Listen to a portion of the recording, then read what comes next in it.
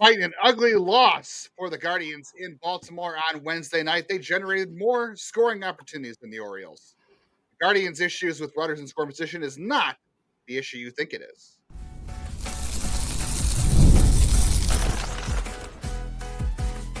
You are Locked On Guardians, your daily podcast on the Cleveland Guardians. Part of the Locked On Podcast Network, your team every day.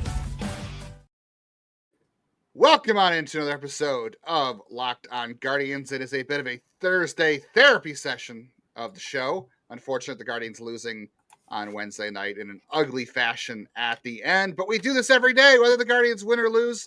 And we're glad you're here with us today. We do this every day. It's part of the Locked On Podcast Network. Your team every day. Your Cleveland Guardians is our favorite half hour of the day. So thank you for making it your first listen today and every day, wherever you get podcasts. We are free anywhere you get podcasts. So thank you for choosing to join us today. I am Justin Lada. I grew up a Cleveland baseball fan, and I have been covering the Guardians minor league system since 2007. You can read my work at nextyearincleveland.substack.com, the Morning Journal, the News Herald, and here with my co-host Jeff every day. I am Jeff Ellis, for those who do not know me. Before Locked On, probably honest, one of the original hosts to talk baseball, I was a longtime MLB draft and prospect analyst nationally at Scout 24/7. And, I want to give a shout out to all of our everydayers out there. I'm going to have some specific shout outs at the end of the show for some of our new everydayers. It's fantastic to see all of the everydayers. And we want to thank you for making Locked On Guardians your first listen today and every day where you get your podcasts. We do thank you. We definitely do thank you. And on today's show, we're thanking you for tuning in to talk about why the Guardians' issues with runners in scoring position is not the issue you think it is. We'll dive into that. We will dive into Triston McKenzie's eighth inning, and if this is the end of the road for him, a very painful eighth inning to watch. And hear me out today, Gavin Williams, dominant or not. We'll talk about that. Before we get the show started today, I want to let you know this episode of Locked On Guardians is brought to you by Game Time. Download the Game Time app, create an account, and use our code LOCKEDONMLB for $20 off your first purchase. Jeff, the Guardians had more scoring opportunities than the Orioles in their loss. It was 9-1. It looked very lopsided in the box score. 4-1 for a lot of the game. It was 1-0, then it was 4-1. Thanks to Gabriel's home run and the grand slam by Jackson Holliday, which we'll get into later in today's show. The Guardians had chances.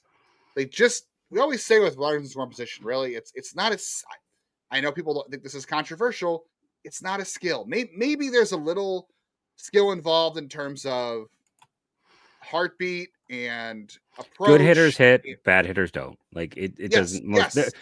I think there are some guys who fail in that position, but I don't think there's any guys who really elevate in that position. Is how I would phrase it. I would say some guys have a better feel for the situation. I think hitting with runners in scoring position is an intangible. I think it's yes, good hitters hit no matter what, but guys have a slower heartbeat. Maybe they have a better approach in that situation. Some guys just do not. They don't change their approach, which maybe that's good or not.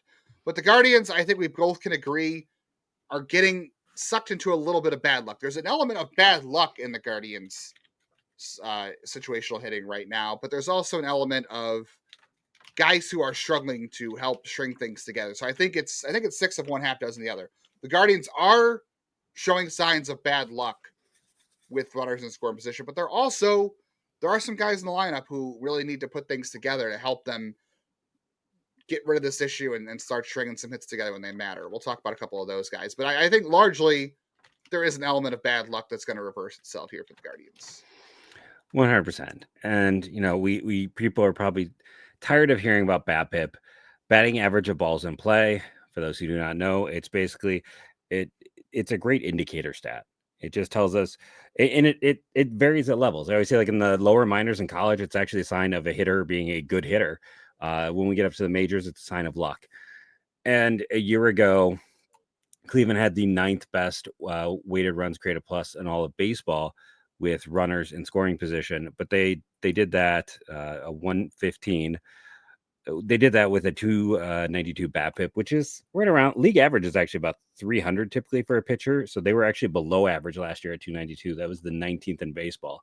A 187 is just, we talked about, CJ Kafis on Monday's show. You can go back and listen. Oh, he's doing great, but he's rocking like a 650 BABIP and how that's unsustainable. We talked about Nolan Jones in the past. We've always harped on BABIP because it's a really good indicator of luck, and like things are going to either turn around or things are going to get bad quick.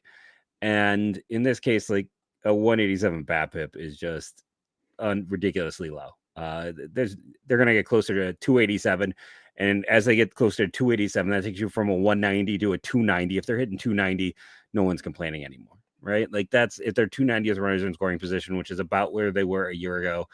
So early on, this just very much feels like a case of bad luck, and it sticks out on nights like tonight. I mean, at the same time, like if you want to know a classic example of BABIP, look at Angel Martinez. Juristed makes the best defensive play of his life, and otherwise they get Cleveland plates multiple runs. And on this game looks a lot different, and they never go to Triston McKenzie, and we're probably at least at a 5-3 game at that point, or would have been 4-3. I can't remember, but 4-3, either way, either way, like it changes the whole outcome, and that should have been a hit. Like you tip your hat to Juristed, fantastic play, but that's exactly why we talk about this, because there are those situations where you do get unlucky, and that's what we're seeing happen more often than not. And I know maybe I can already see the comments being like, you can't chalk it all up to luck, but baseball is a game of luck more than any other sport, because sometimes the ball goes weird or you get a bad bounce. It's then when Angel had the ground out and his bat shattered, it was a different type of weird BABIP moments. He was at the center of a lot of weirdness in this game.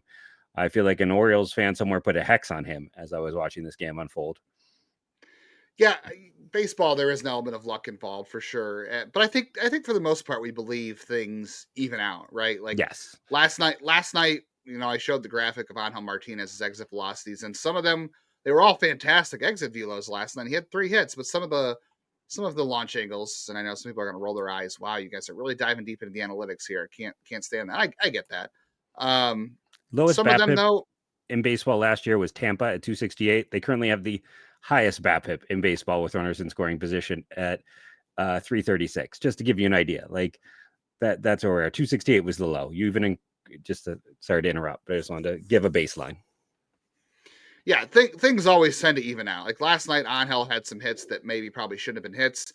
Tonight, he had a hit that he should have had a hit that he didn't. Like those things all tend to even out, I think, and that's what we're trying to talk about here. Is that right now the Guardians, they were 1 for 9 with runners in scoring position. The Orioles were 2 for 4. They got the hits when it mattered. They got the big hit when it mattered.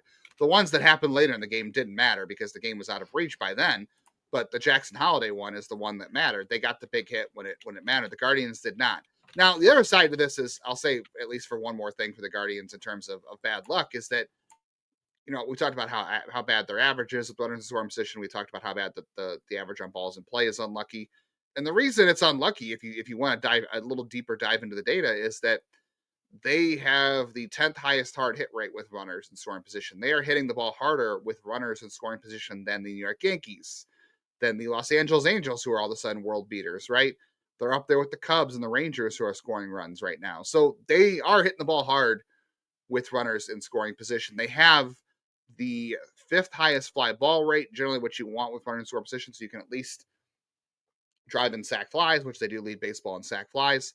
The one thing on the other side that I'm really curious about, Jeff, I think is part of the approach. We've talked about how the Guardians, our everydayers will know that we talk about how much their identity this year is working the count and drawing walks, which they didn't do a good job of in this game, I will say. They didn't draw enough walks.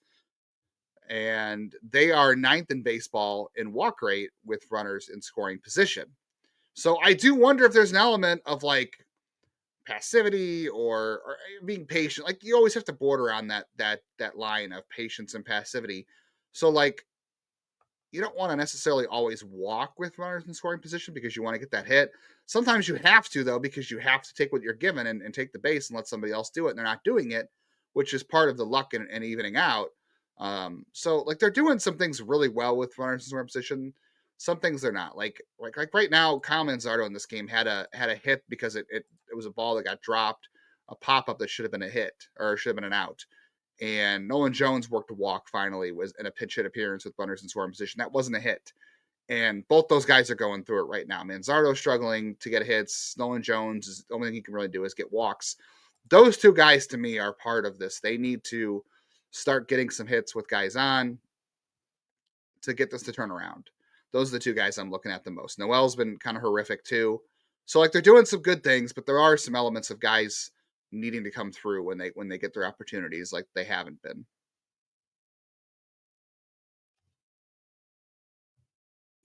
Sorry, I guess I'm just not as concerned because it is just such a disparity. Like it's the whole thing where I'm like, it just this rate doesn't exist. Like the lowest it can get is about 80 points higher than this. And again, if you add that in, we're stressing less about it. So yeah, we need to see guys perform a little bit more. And there are some guys definitely in the scuffles, but to me, it's much ado about nothing at this point. Yeah, I don't want to say it's not much ado about nothing. So I think there are guys that need to improve. Because I mean, Manzardo and Jones both are showing some good data under the hood, but they're not coming through. So like I want to see that turn. I think it will turn around for them. It's a matter of when, but I think it's going to have to turn around for the Guardians to kind of shake up this issue they're having with runner in scoring position. It's not really an issue, but I should say it's going to help them shake the bad luck is what I mean.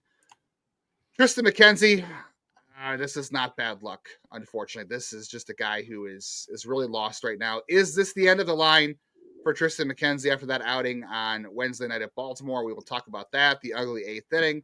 And on the end of today's show, we'll do Hear Me Out. Gavin Williams, dominant or not? Why is Gavin Williams not dominating? Maybe he was dominating. We're going to have that debate later on today's Locked On Guardians. Did you know that your Fire TV is also an Xbox? Turn any TV into your gaming and entertainment hub with Fire Stick 4K devices. No console required.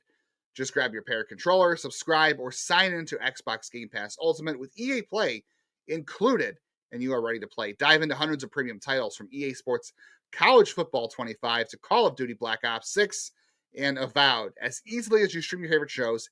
It is gaming made simple, and it's all on your Fire TV. Play high-quality Xbox games at a fraction of the cost of a console.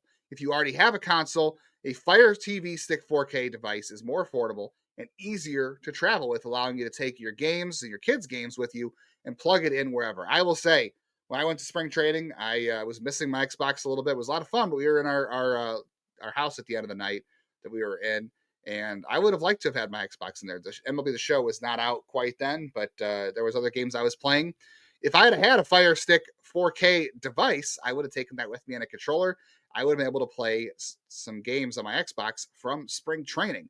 And I will consider that in the future now that I know I have that. I am an Xbox gamer who wants to play. If I'm traveling, I will be taking my Fire TV Stick 4K so I can play my Xbox games on the road. Head to Amazon.com, Fire TV Locked On, to get started. Xbox Game Pass Ultimate subscription and compatible controller required. Available on select devices, including Fire TV Stick 4K 2nd Gen, Fire TV Stick 4K Max 1st and 2nd Gen, and Fire TV Cube 3rd Gen. And we know there is nothing better than catching a Major League Baseball game live. The crack of the bat, the roar of the crowd, the smell of those wonderful hot dogs, peanuts, and popcorn. If you are looking to go last minute, Game Time makes getting tickets easier than ever. They have last minute deals, all in pricing, and a lowest price guarantee. Game Time takes the stress out of buying MLB tickets. Plus, we know that ticket prices drop as Game Time gets closer, meaning you can score an incredible deal. Game Time is the official ticketing partner of Locked On, and as the Guardian season is here, I can count on them to help grab tickets that meet my needs. Paul Skeens bobblehead night in Pittsburgh for the Guardians on Saturday. Hot ticket, hot item. I would check Game Time if I were you. If you want to go to that game, get yourself a Paul Skeens bobblehead, go to that Guardians game. Ticket prices will be lower on Game Time as the first pitch gets closer. The Yankees are back in town next week too.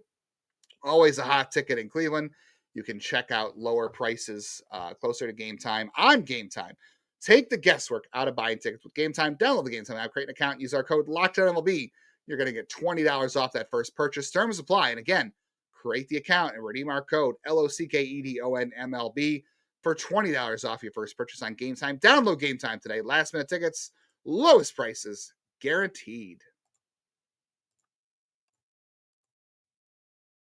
Once again, thank you for making Locked On Guardians your first listen today and every day, wherever you get podcasts. We are here every day talking about your Cleveland Guardians, from the majors to the minors to the draft. Nobody's going deeper. Nobody's doing it as often as we are in Locked On Guardians.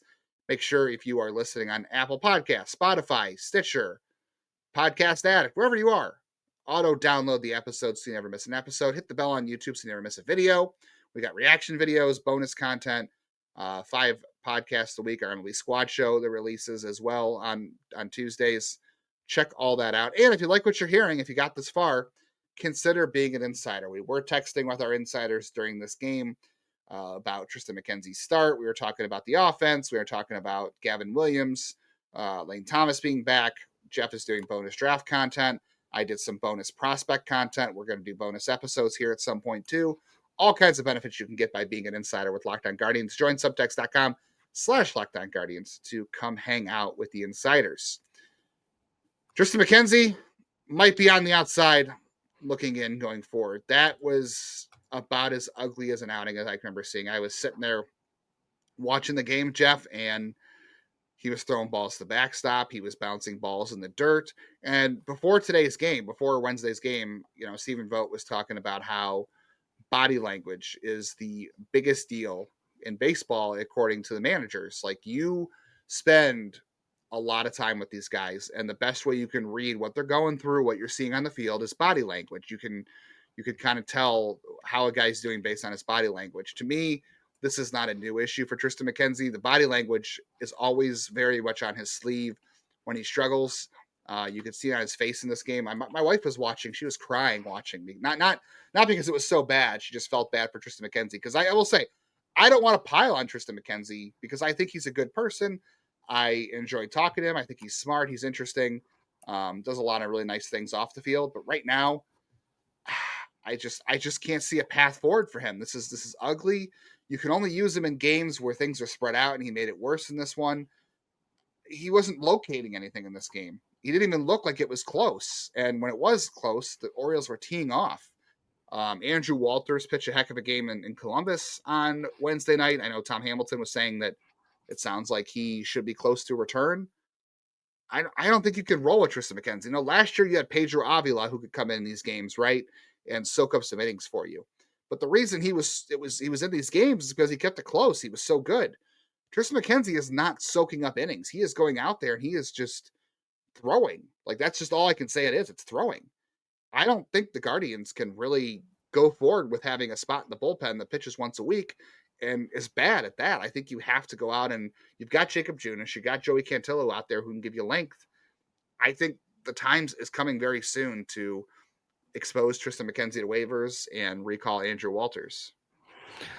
The only reason I disagree with you to a degree, just in terms of Walters, is because I don't know if he's the guy you bring up in this situation, because you kind of need someone who's, I think Junis is valuable as more than that depth guy, and I think Cantillo is as well. Like, I mean, I know it's nice to have them, but I think you might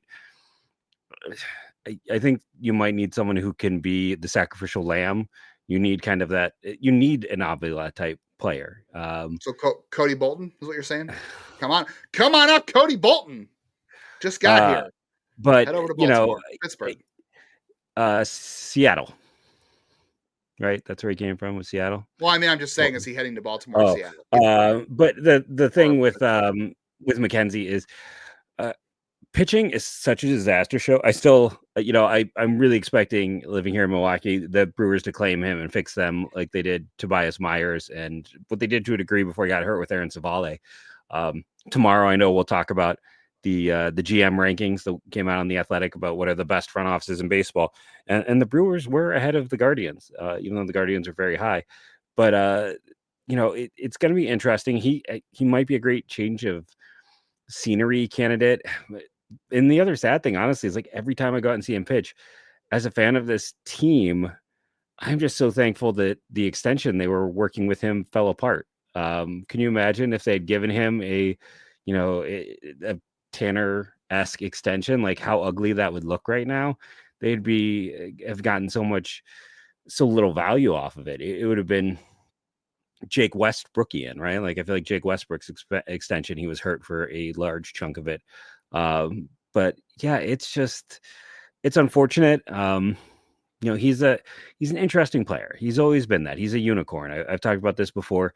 Nobody with his height, weight has ever played as a pitcher in Major League Baseball and held up. Like, you just don't see guys with that size and that little bulk. It's always interesting because, like, when I talked to him in the minors, it was very vanilla. I didn't get a whole lot out of him back then, so I don't have kind of that good hold that you have, where you got some better information.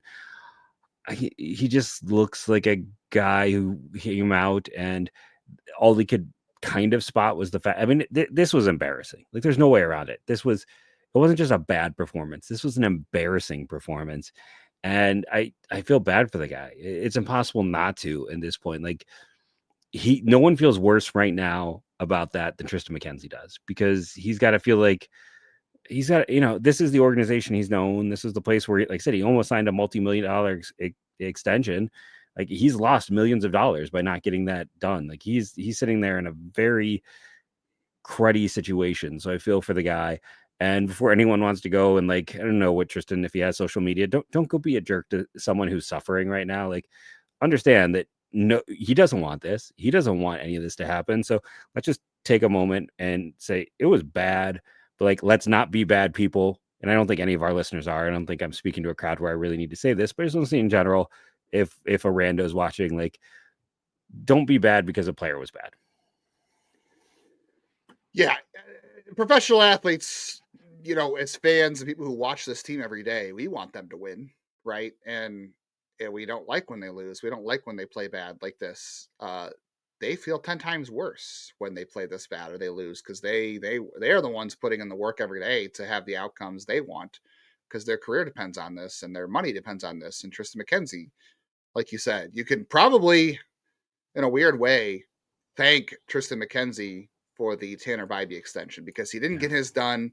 And I think Tanner Bibee might have seen that and thought, you know what, maybe I should sign that. So you could probably thank Triston McKenzie in a weird way for that. That might be his best contribution to the team right now, is that his situation might have gotten Tanner Bibee the extension that they needed to get done with him, who will pitch on Thursday, hopefully the Game 3 series finale, and win for the Guardians. But yeah, it's very unfortunate for Triston McKenzie. Like, the fastball, he was throwing balls to the backstop, he's bouncing them. It's just a guy who looks like he's just lost his confidence. It's hard to, like, he doesn't know where the ball is going. And you're reading, like I said, you're reading body language. You're looking at the dugout and you're using some confirmation bias here, but you could just kind of tell from the dugout watching him. They just, like, it's like putting somebody out there in a situation, like, it's a car wreck. You can't do anything about it. They're the ones behind the wheel of the car. You can't get in there and control the car for them. But you just feel so bad and you want to stop, but you can't. You have no control. You're just watching. It's really unfortunate. It's how it was for all of us watching. I think it's all how it was in the dugout too. You could kind of see the looks on their faces. It was just very unfortunate. Another guy, I don't think Gavin Williams pitched all that well on Wednesday night. Some people disagree. Jeff might disagree with that. Hear me out on today's Locked On Guardians. Gavin Williams should be more dominant than he is. Jeff thinks that maybe he's already not dominant for another reason. We'll talk about that on today's Locked On Guardians. But first, it's time to talk about our good friends over at Prize Picks. You know them, you love them.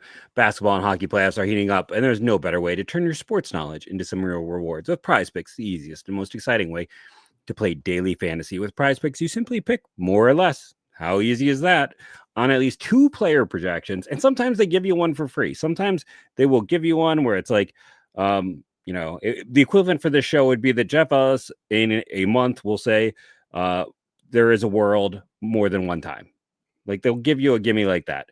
So you got to pick 2 stat categories. You pick more or less, and you can combine players across sports, basketball, hockey, baseball, and more for a chance to win up to 2,000 times your cash.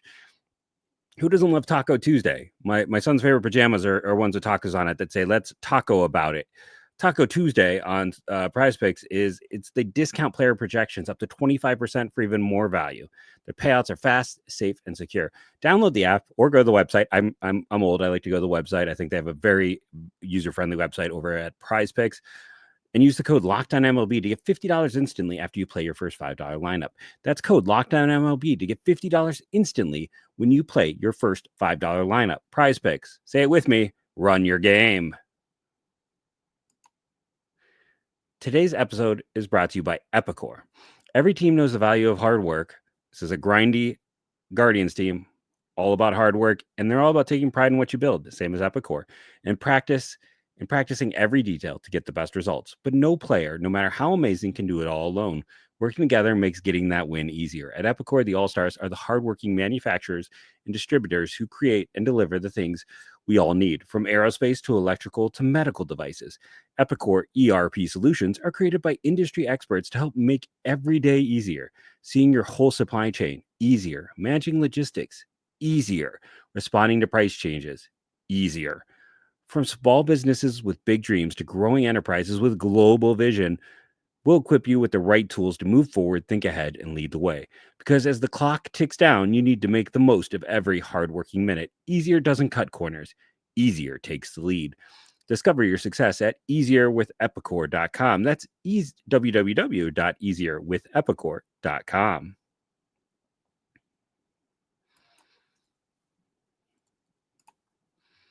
Jeff, I don't think Gavin Williams had a very dominant game.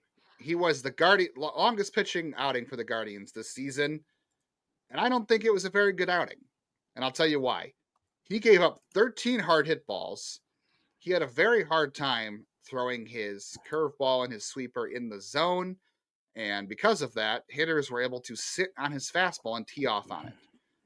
For a guy who has as much good stuff as he does individually, the fastball, lots of carry, lots of ride, right? A lot of induced vertical break. We heard that a lot in spring training. A lot of velocity. He was throwing 97 into the 7th inning. Big curveball. It's a very good pitch. He got swings and misses on it. The sweeper got chases and misses on that pitch. All 3 pitches individually are very good pitches. I think they all move well. They all have some good data. They all look nasty. They all get swings and misses at times. But this is a game where Gavin Williams did not put it all together, and we have yet to see a sustained run of success from Gavin Williams in the majors. I'm not even going to count last year because he was hurt. I'll give him benefit of the doubt. But 2023, he was still obviously new to the league. He was working through things. And this year, he's had one good outing, one bad outing. And maybe this outing wasn't bad in terms of the box score, but I don't think it was very good. And for me, Gavin Williams is a guy, hear me out, who should be dominating more. I've been waiting for Gavin Williams to turn the corner and start putting together a run of dominant outings. He has not done that. This was not a good outing, despite how long he went to me. I think it could be better. Maybe I'm judging him on a higher curve. Maybe that's what it is. But I think Gavin Williams should be a more dominant pitcher than he has been, including Wednesday night. I see what you're saying. Like, I still have a hard time with the fact that felt like outside of one inning, he was able to get away with it, which, get away, not dominate, get away. And you're true. Now, my hear me out is the other side of it is I don't think his stuff is that good. Like, on paper, everything is there, but there's always been, and it used to be like when we didn't know about spin and pitch shape, and now we know so many more things. We don't have all of that readily available. Not all of it. Some of it we do, some we don't. But with his stuff, like if his sweeper was just a dynamo sweeper, guys would swing when it's out of the zone. They're not. Like it had to be near the zone to get to induce that. If the curveball was one of those like plus pitches we see with other guys would swing out of the zone.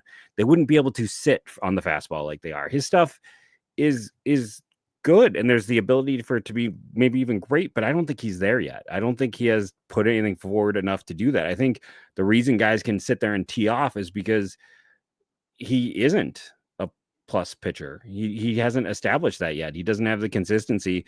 None of those pitches are really consistently making guys swing out of the zone. For instance, that curveball, he threw 20 of them. Only one of them was put in play, which seems like it'd be a good thing. But the problem is that half of those 20 were balls outside of the zone that no one swung at.